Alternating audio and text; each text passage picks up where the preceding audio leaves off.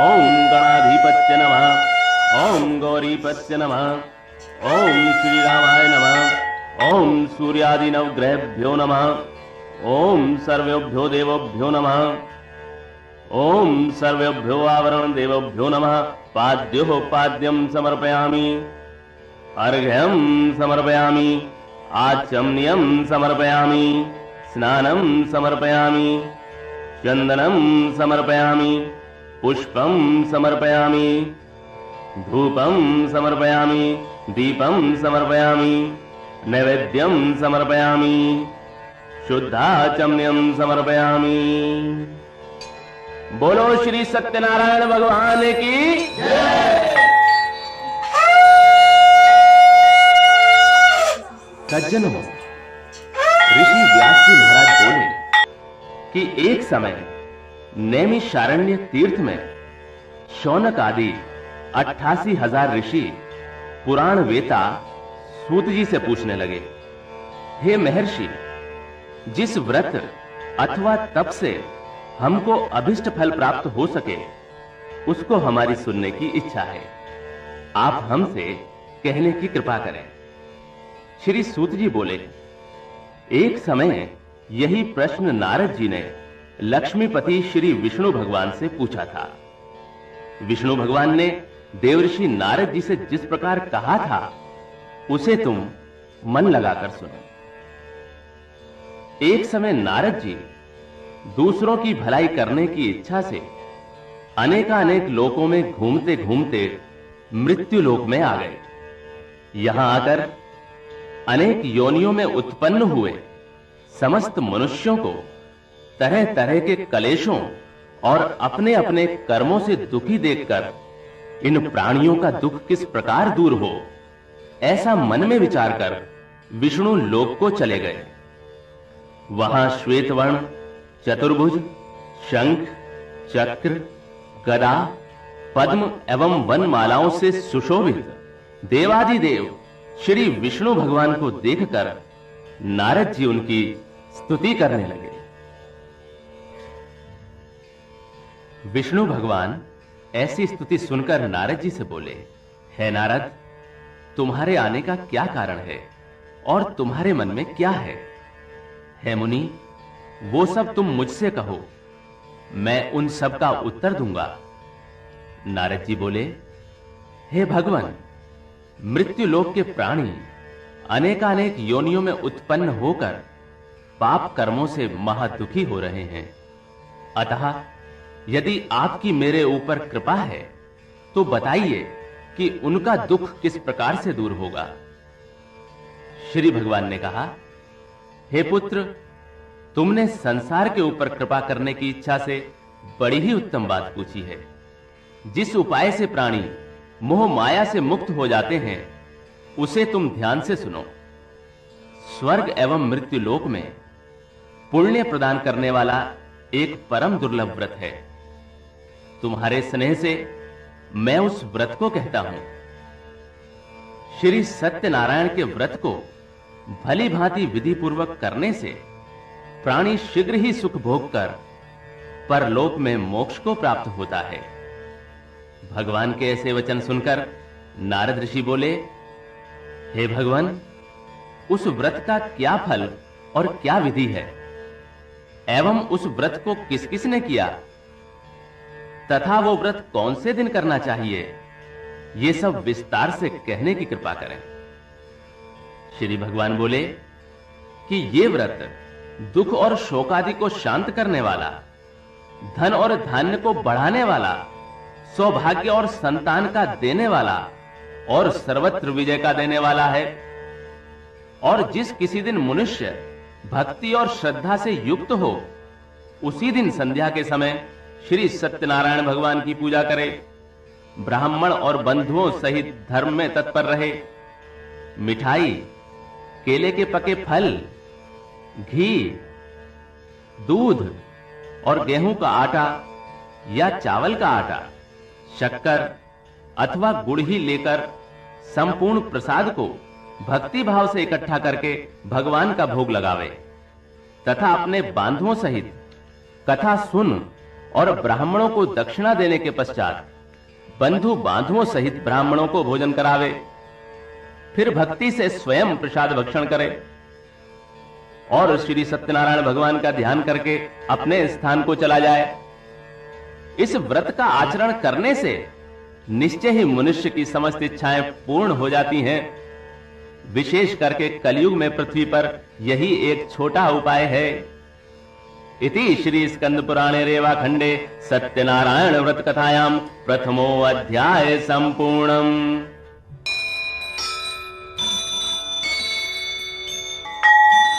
बोलो श्री सत्यनारायण भगवान की जय।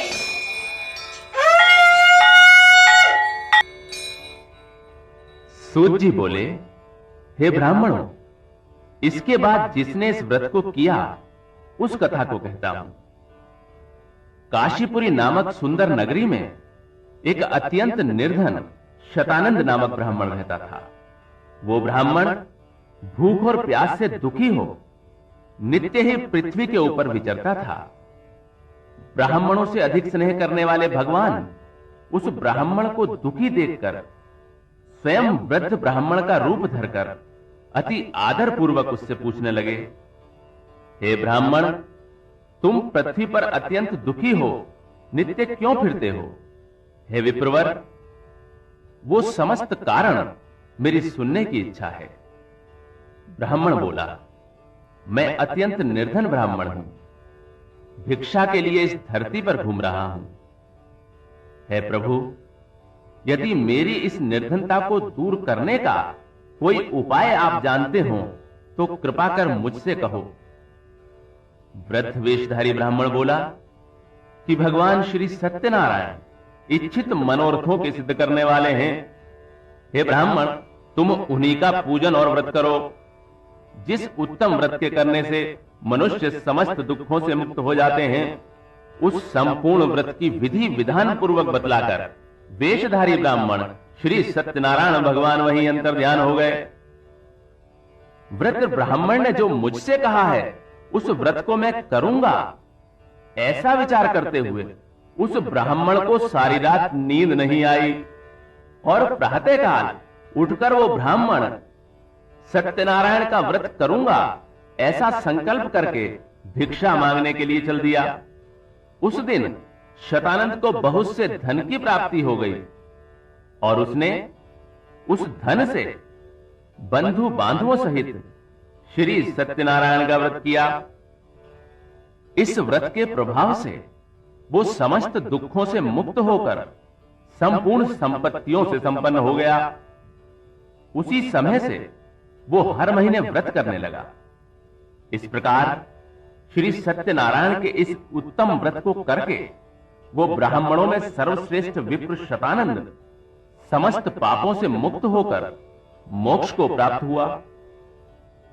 श्री सत्यनारायण के इस व्रत को पृथ्वी पर जब भी कोई करता है उसी समय उस मनुष्य के अनेक दुख नाश हो जाते हैं।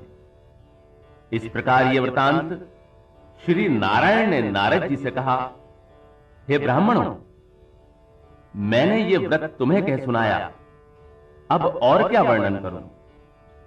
ये सुनकर ऋषि बोले, उस विप्र से सुनकर है मुनि, इस व्रत को पृथ्वी पर किसने किया वो सब हमारी सुनने की इच्छा है। श्री सूत जी ने कहा, फिर जिसने इस व्रत को भूमि पर किया था सब लोग उसकी कथा सुनो। एक दिन वही शतानंद ब्राह्मण अपनी शक्ति के अनुसार अपने बंधु बांधवों सहित व्रत करने को तैयार हुआ। इतने ही में एक लकड़हारा लकड़ी लेकर वहां उपस्थित हुआ। लकड़ियों को बाहर रखकर लकड़हारा विप्र के घर में गया। भूख से पीड़ित होने पर भी उसने विप्र शतानंद को वहीं व्रत करते देखा। विप्र को प्रणाम करने के पश्चात वो वहीं बैठकर भगवान का भजन और कीर्तन सुनने लगा। कीर्तन के पश्चात लकड़हारा शतानंद से बोला, हे विप्र, आप ये क्या कर रहे हैं और इसके करने से किस फल की प्राप्ति होती है? श्रीमन, वो सब विस्तार से मुझसे कहो। विप्र शतानंद बोला कि ये श्री सत्यनारायण भगवान का व्रत समस्त इच्छित कामनाओं का देने वाला है। इसी के प्रभाव से मेरे यहां सब धन धान्य की वृद्धि हुई है। शतानंद से इस व्रत को सुनकर वो लकड़हारा बहुत प्रसन्न हुआ और भगवान के प्रसाद का भक्षण कर नगर को चला गया। तब लकड़हारा मन में ऐसा विचार करने लगा कि आज गांव में लकड़ियों को बेचने से जो धन प्राप्त होगा उसी से श्री सत्यनारायण भगवान का उत्तम व्रत करूंगा। ऐसा विचार करके और लकड़ियों को सिर पर रखकर वो एक ऐसे सुंदर नगर में गया जहां अत्यंत धनी लोग रहते थे। उस दिन उसे लकड़ियों का दुगना मूल्य प्राप्त हुआ। तब लकड़हारा प्रसन्न होकर केले की पकी फलियां, शक्कर, घी, दूध और गेहूं का आटा सबको सवाया इकट्ठा करके अपने घर को गया। फिर बंधुओं के साथ विधि पूर्वक उसने व्रत को किया। इस व्रत के प्रभाव से वो लकड़हारा धन और पुत्र से संपन्न होकर इस लोक में सुख भोग कर अंत में वैकुंठ को प्राप्त हुआ। इति श्री स्कंद पुराणे रेवाखंडे सत्यनारायण व्रत कथायाम द्वितीयो अध्याय संपूर्णम। बोलो श्री सत्यनारायण भगवान की जय।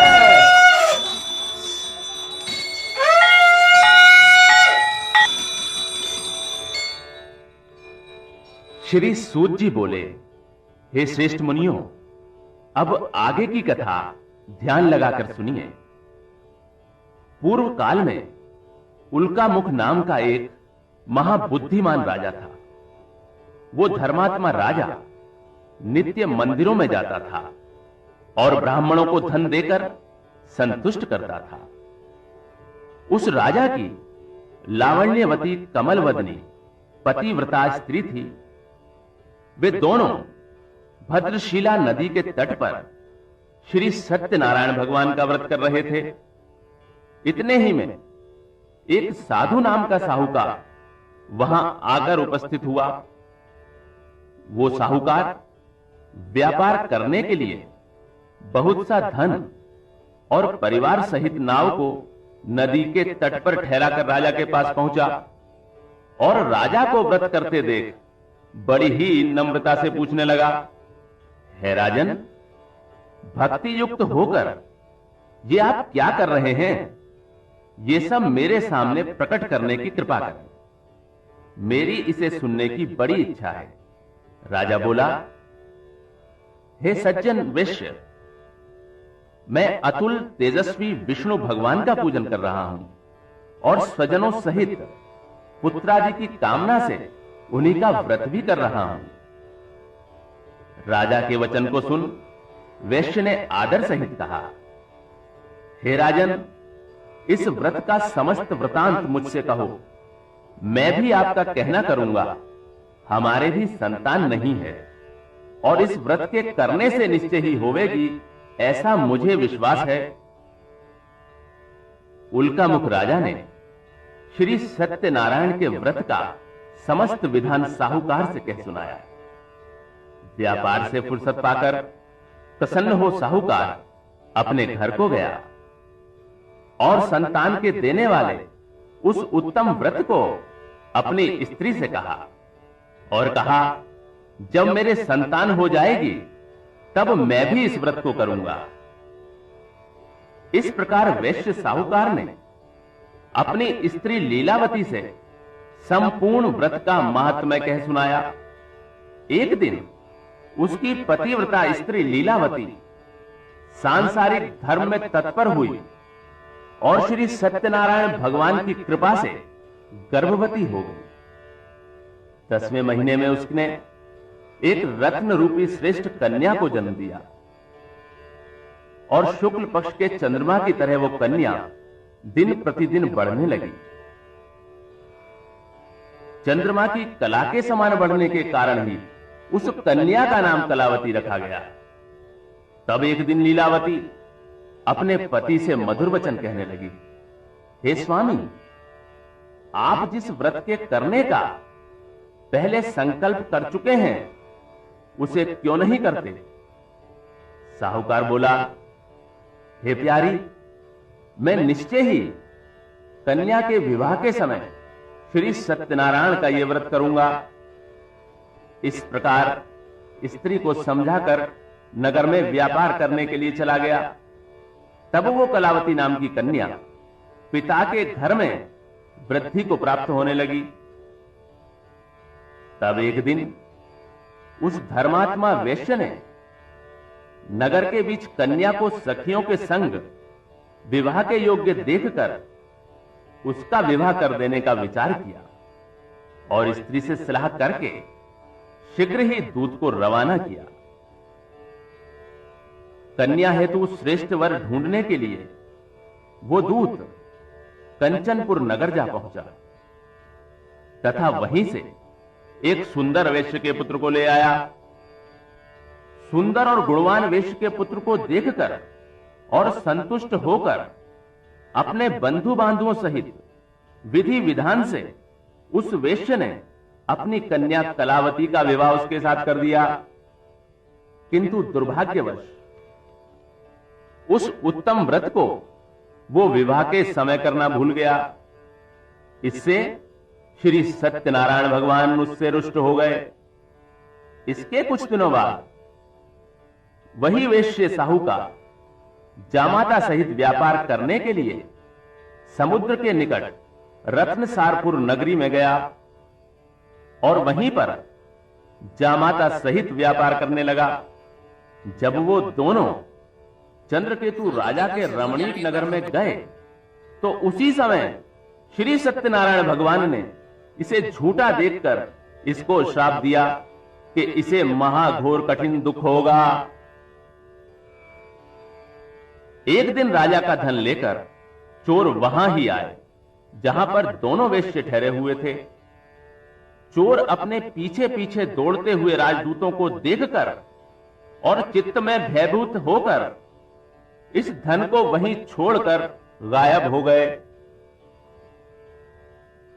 तब वे दूत वहां उन सज्जन वैश्यों के निकट आए और राजा के चुराए हुए धन को देखकर वैश्य पुत्रों को बांध ले गए तथा प्रसन्नता से राजा के समीप जाकर कहने लगे, प्रभु, हम दोनों चोरों को पकड़ लाए हैं, देखकर आज्ञा दीजिए। राजा की आज्ञा पाकर दोनों वैश्यों को मजबूत बंधन में बांधकर बिना विचारे हुए डाल दिया गया। श्री सत्यनारायण की माया से किसी ने उनका कहना नहीं सुना और राजा चंद्रकेतु ने उनका समस्त धन हरण कर लिया। उसी शाप से साहूकार की स्त्री लीलावती आधी व्याधि और भूख प्यास से अत्यंत दुखी होकर अन्न की चिंता में व्याकुल हुई घर घर फिरने लगी। कलावती भी नित्य घर में भिक्षा मांगती फिरने लगी। एक दिन वो कन्या क्षुधा से व्याकुल होकर ब्राह्मण के घर पहुंची और वहां श्री सत्यनारायण का व्रत होते देख उसने वहीं बैठकर कथा सुनी तथा श्री सत्यनारायण का प्रसाद भक्षण कर रात्रि में घर गई तो उसकी माता कलावती से प्रेम सहित पूछने लगी कि हे पुत्री, इतनी रात्रि तक तू कहां थी और तेरे मन में क्या है? तब कलावती कन्या तुरंत माता से कहने लगी, हे माता, मैंने ब्राह्मण के घर सब मनोरथ सिद्ध करने वाला एक व्रत देखा है। कन्या के ऐसे वचन सुनकर साहूकार की स्त्री प्रसन्न होकर कन्या कलावती के साथ श्री सत्यनारायण भगवान से प्रार्थना करने लगी। प्रार्थना के बाद लीलावती ने बंधु बांधुओं सहित श्री सत्यनारायण भगवान का व्रत किया और ये वर मांगा कि मेरे पति और जामाता शीघ्र ही घर लौट आवें। इस व्रत के करने से सत्यनारायण भगवान फिर संतुष्ट हो गए और श्री सत्यनारायण भगवान ने चंद्रकेतु राजा को स्वप्न में दर्शन दिए और कहा, हे राजन, बंदी गृह में उपस्थित दोनों वेश्यों को भोर होते ही छोड़ दो। और जो कुछ तुमने उनका धन लिया है वो भी तुरंत इन्हें दे दो, नहीं तो मैं राज्य, धन और पुत्र सहित तेरा नाश कर डालूंगा। इस प्रकार भगवान राजा से कहकर अंतर्ध्यान हो गए। अगले दिन प्रभात होते ही राजा ने स्वजनों सहित सभा के बीच बैठकर लोगों से अपना स्वप्न कहा और आज्ञा दी कि बंधन में पड़े दोनों महाजन पुत्रों को तुरंत छोड़ दिया जाए। राजा के ऐसे वचन सुनकर राजपुरुष दोनों वैश्यों को बंधन से मुक्त कर नम्रता पूर्वक राजा के आगे लाकर कहने लगे, राजन, हम दोनों वैश्य पुत्रों को कठोर बंधन से मुक्त करके ले आए हैं।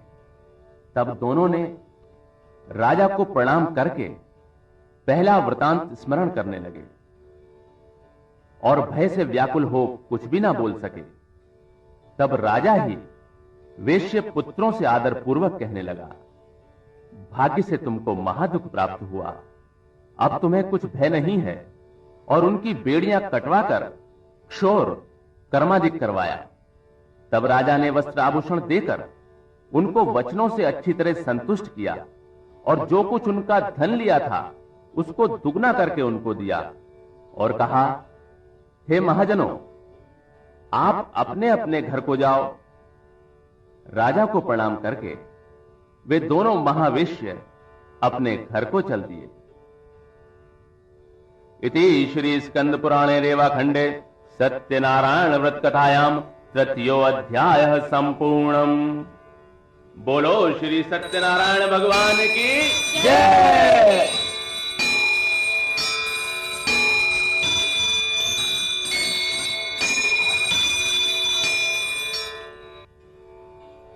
श्री सूत जी बोले, साहूकार ने मंगल विधान पूर्वक यात्रा प्रारंभ की और ब्राह्मणों को धन देकर अपने नगर को प्रस्थान किया।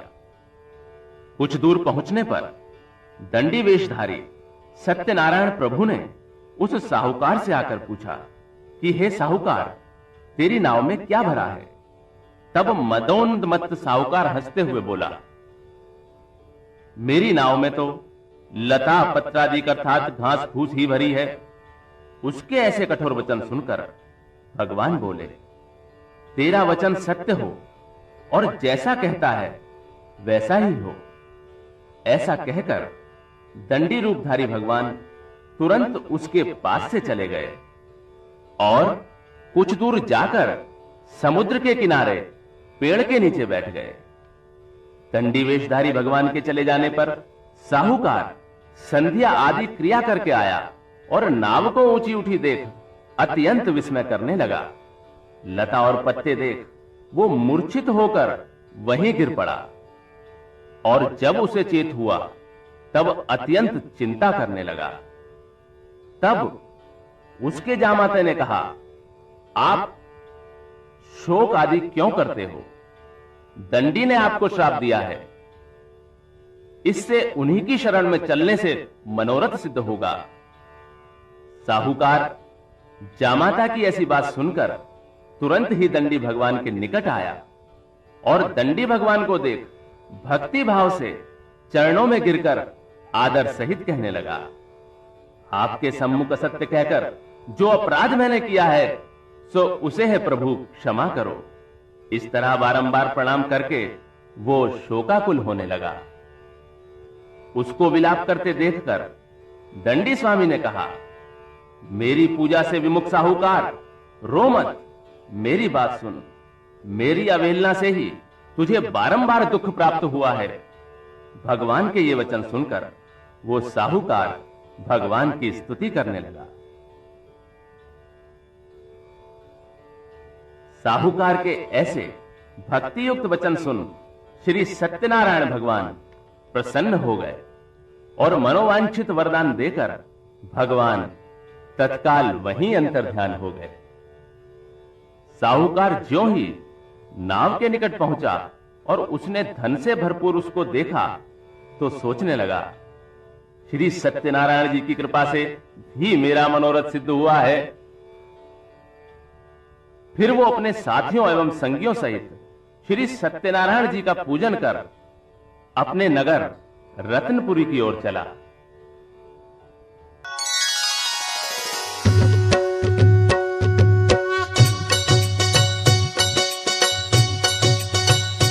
ओम जय जगदीश हरे, स्वामी जय जगदीश हरे। भक्त जनों के संकट, भक्त जनों के संकट क्षण में दूर करे। ओम जय जगदीश हरे।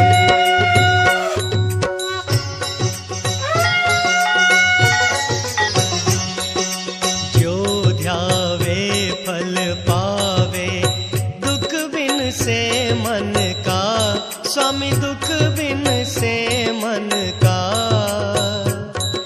सुख संपत्ति घर आवे, सुख संपत्ति घर आवे। कष्ट मिटे तन का। ओम जय जगदीश हरे।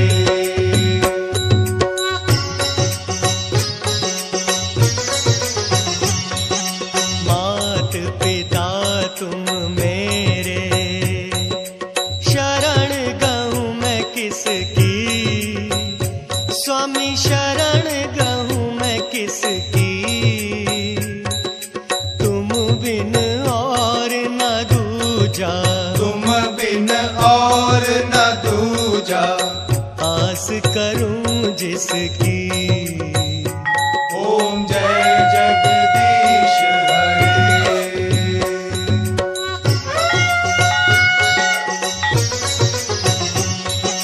तुम पूर्ण परमात्मा, तुम अंतर्यामी। स्वामी तुम अंतर्यामी। पार ब्रह्म परमेश्वर, पार ब्रह्म परमेश्वर। तुम सबके स्वामी। ओम जय जगदीश हरे।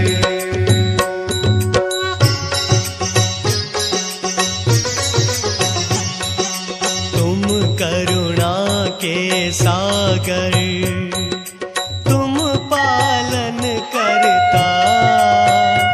स्वामी तुम पालन करता। मैं मूरख खल कामी, मैं मूरख खल कामी। कृपा करो भरता। ओम जय जगदीश हरे।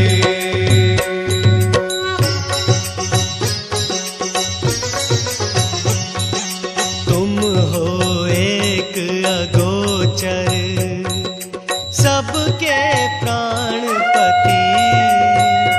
स्वामी सबके प्राणपति। किस विधि मिलूं दया मैं, किस विधि मिलूं दया मैं। तुमको मैं कुमति। ओम जय जगदीश हरे।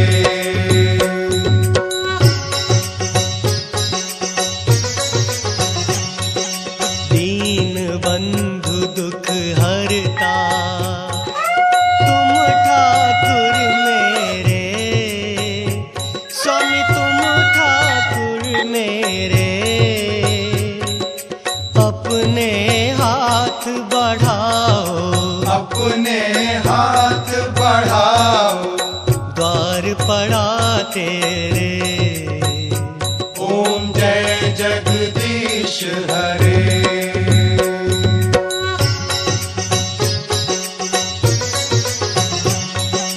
विषय विकार मिटाओ, पाप हरो देवा। स्वामी पाप हरो देवा।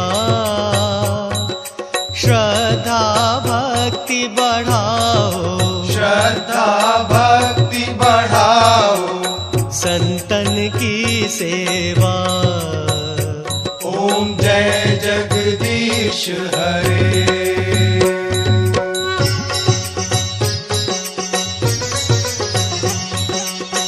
मन धन सब कुछ है।